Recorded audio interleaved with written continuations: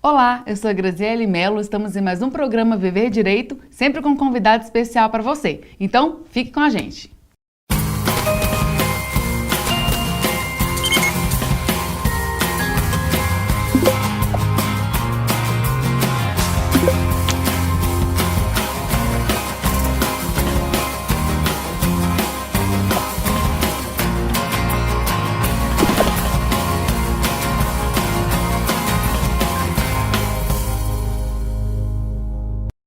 No programa Viver Direito, que tem sempre um convidado especial, estamos aqui com Luiz Felipe Calabria Lopes, advogado, mestre em Direito pelo FMG, um grande amigo da mediação.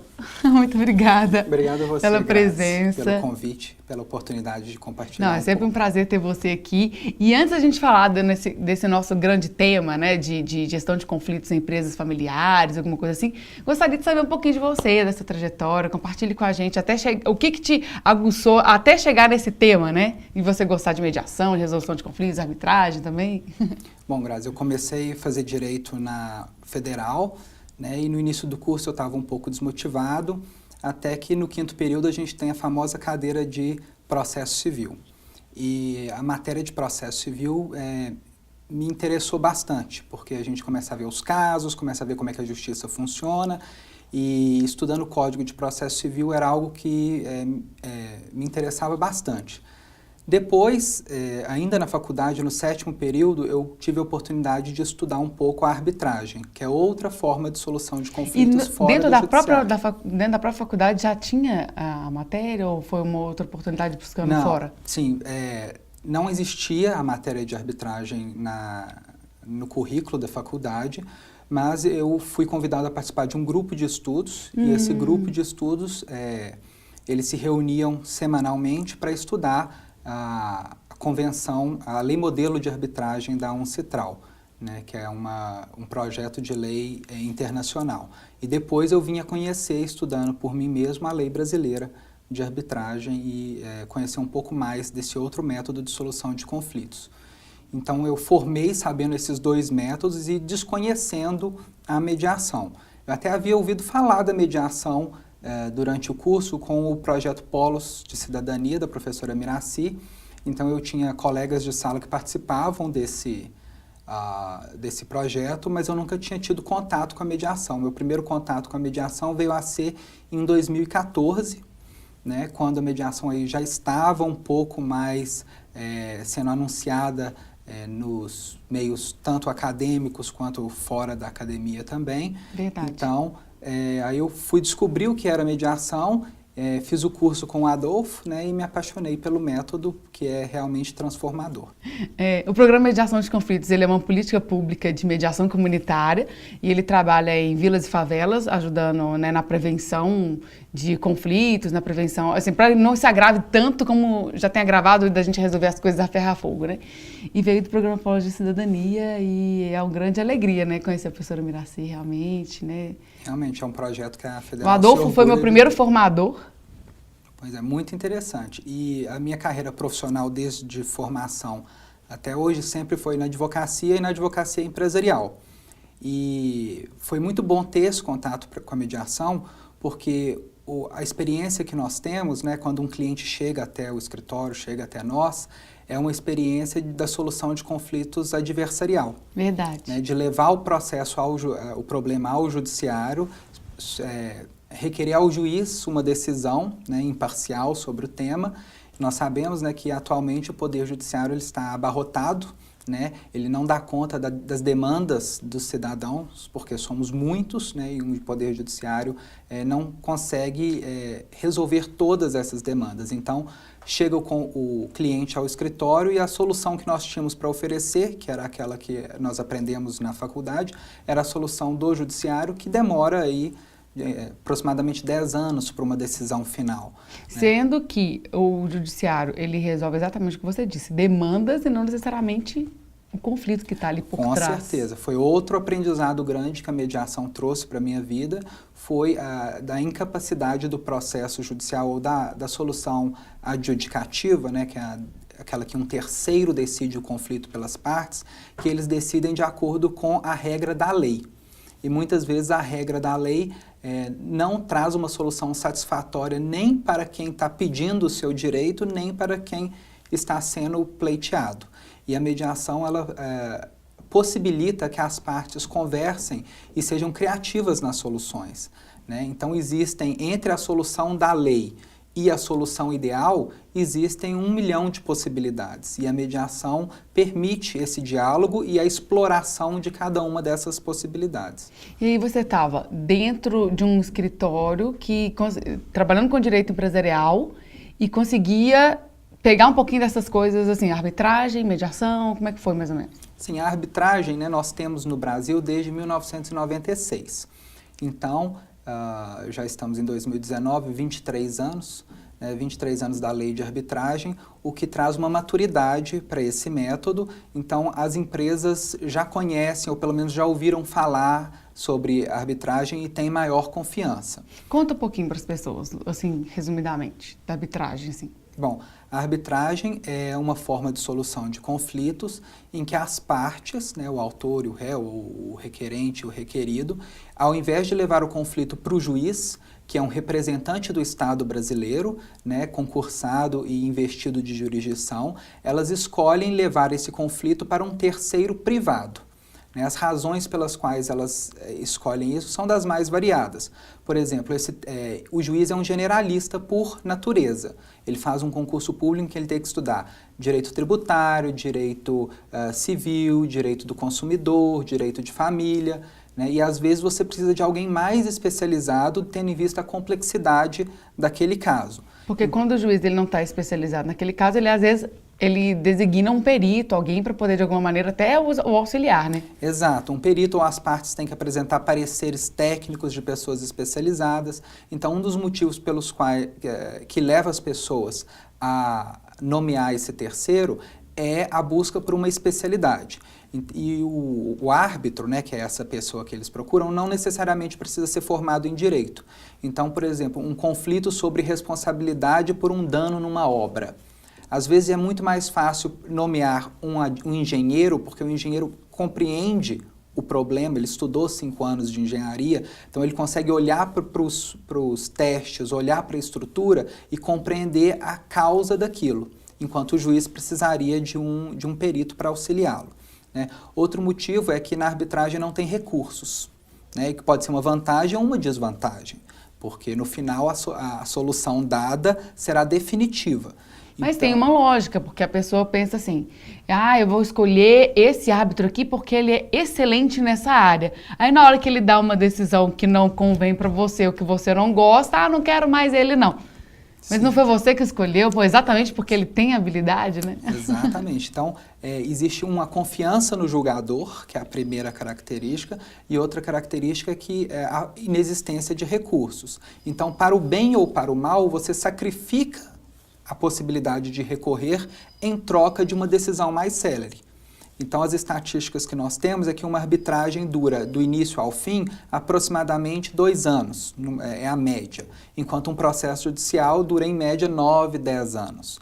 Né? Então, você reduz aí em 7 anos o tempo de uma disputa, sacrificando a possibilidade de recursos. É uma escolha que as partes fazem. Verdade. Mas são métodos muito parecidos, porque as partes abrem mão do poder de decisão, né, e delegam esse poder ao terceiro. E a arbitragem também não pode ser utilizada para qualquer tipo de conflito, né? Existem conflitos que devem ser necessariamente solucionados pelo Poder Judiciário. A arbitragem tem uma limitação no seu escopo. Ótimo. Gente, temos muito o que conversar ainda, então aguarde, porque é só o primeiro bloco. Até daqui a pouco.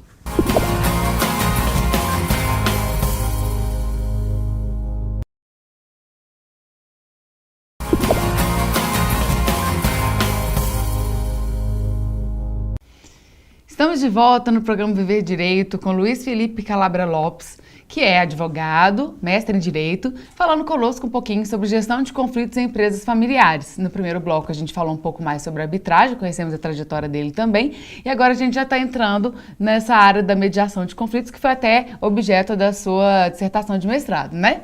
Conta pra gente um pouquinho então sobre a mediação e essa questão das empresas familiares, por que é tão importante a gente ter um olhar diferenciado, né, para esse contexto no Brasil. Pois é, Grazi. eu comecei, aliás, eu fui tarde para o mestrado, né? Eu formei no final de 2008, fui entrar no mestrado no início de 2015. Então, foram alguns anos que me levaram a procurar aprender um pouco da prática, ver como é que as coisas funcionam. E aí eu conheci a mediação e falei, preciso estudar isso mais a fundo. E fui para o mestrado na Faculdade de Direito da Universidade Federal e decidi estudar mediação em conflitos de empresas familiares. Né? Por que estudar empresas familiares? Porque existem estudos no Brasil que demonstram que 90% das empresas brasileiras são familiares. Então, é um número bastante relevante. E o que é empresa familiar? Né? É aquela empresa Isso. que... Para as pessoas entenderem, assim, que tem um critério, né? Isso, que a empresa familiar é aquela empresa que os sócios ou o administrador são membros da mesma família. Né? Então, existem relações não só empresariais, de sócio, mas existem relações familiares na direção e no comando, na tomada de decisões dessa empresa. Consequentemente, afetivas, emocionais e uma série de outras Daí questões. o campo muito fértil para a mediação. Verdade. Né? E essa pesquisa que apurou que 90% das empresas brasileiras são familiares, também apurou que apenas 30% chegam à segunda geração. O que é isso? Os pais passam para os filhos, né? Mas apenas 30% dessas empresas sobrevivem nessa passagem da primeira geração para a segunda geração. E tem algum estudo, algo que explica o porquê disso? Bom, eu não encontrei um estudo brasileiro sobre as causas, mas existe um estudo americano dos Estados Unidos que eles fizeram um estudo semelhante e lá se apurou que apenas 15% das falências de empresas familiares se deviam a problemas de mercado ou dificuldade com tributos, né? Porque todo mundo fala, estamos em período de crise, são coisas que nós não temos controle sobre essas coisas. Apenas 15% das empresas entravam em procedimento de falência por esses motivos. Os outros 85% eram por desavenças entre os familiares. É um número muito alto, né? É um número muito alto. Então, são brigas entre pai e filho, ou brigas entre irmãos, né, que acaba se misturando o papel do pai com o papel do sócio, ou o papel do filho, de irmão com o papel de sócios de negócio, e isso leva ao desmantelamento da empresa. E muitas vezes até mesmo da própria relação familiar, né? Porque às vezes acaba rompendo o vínculo de alguma maneira. Sim, é uma relação de desgasta, vai e vem. É a mesma pessoa que está ali. Isso. Então, o que acaba acontecendo? Se a empresa vai mal, isso começa a transparecer para a família.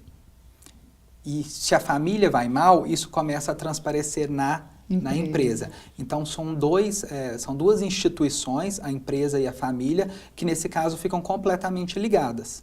Né? Então, por exemplo, se uma empresa que o pai e o filho são sócios. Se o filho briga com o pai na noite anterior, o dia seguinte da empresa não é tão legal.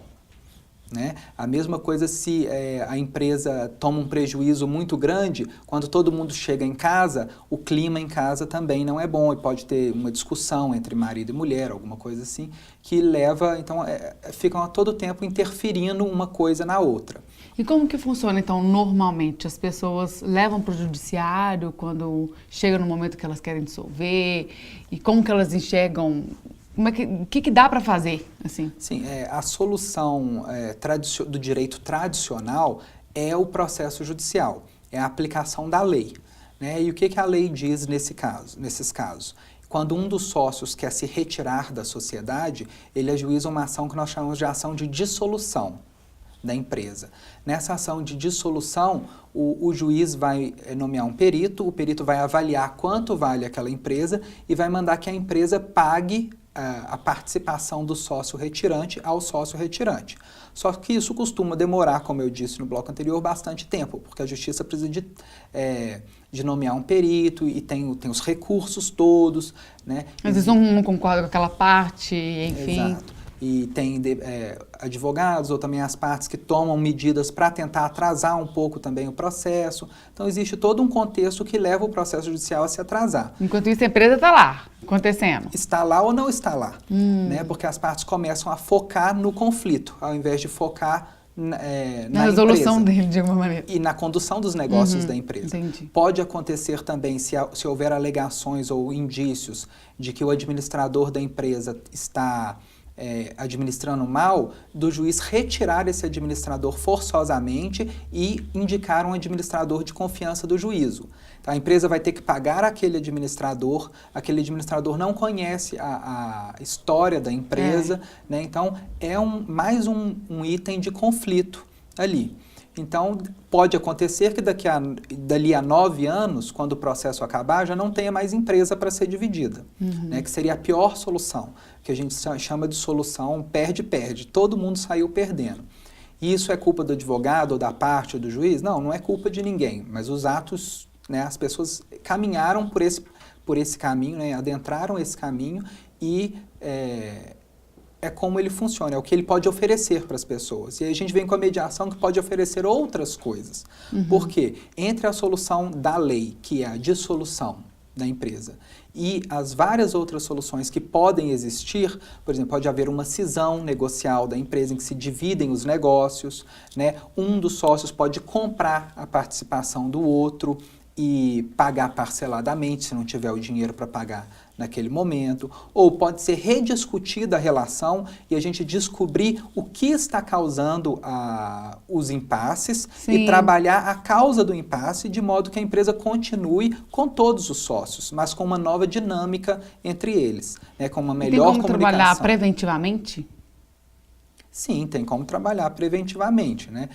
Você estudando, aprendendo sobre comunicação não violenta, aprendendo sobre... As empresas investirem nessa área, né, de gestão de treinamento, de qualificação, pensando também na sua relação e não só nos negócios, sabendo que tudo pode se misturar de alguma maneira, né? Então, no ambiente empresarial, às vezes a gente fala um ambiente muito de números, né, sem emoção. Mas quando a gente fala de empresas familiares, a situação meio que se inverte. É um ambiente muito emocional, onde às vezes os números não são tão importantes, né? Que às vezes a empresa prefere, vamos dizer assim, beneficiar um dos irmãos que naquela hora, vamos dizer que sejam 3 ou 4 irmãos, e eles veem que um irmão está em dificuldades, por que não ajudar aquele irmão naquele momento? Não é uma coisa necessariamente de eu ganhar o meu e problema dos outros. Né? Então, são questões que se Luiz, muito obrigada mais uma vez, por sua participação. Foi excelente conhecer mais, não só do seu trabalho, mas também de toda esse contexto que a gente está imergido e que para as pessoas é tão relevante até pelos números que você apresentou, né? Então, seja sempre bem-vindo. Muito obrigado, eu que agradeço e espero poder ter esclarecido um pouco. Com certeza, a gente vai deixar aqui os contatos do Luiz, então precisando, ele está à disposição, nós também aqui da TVJet. Um grande abraço para você e até a próxima.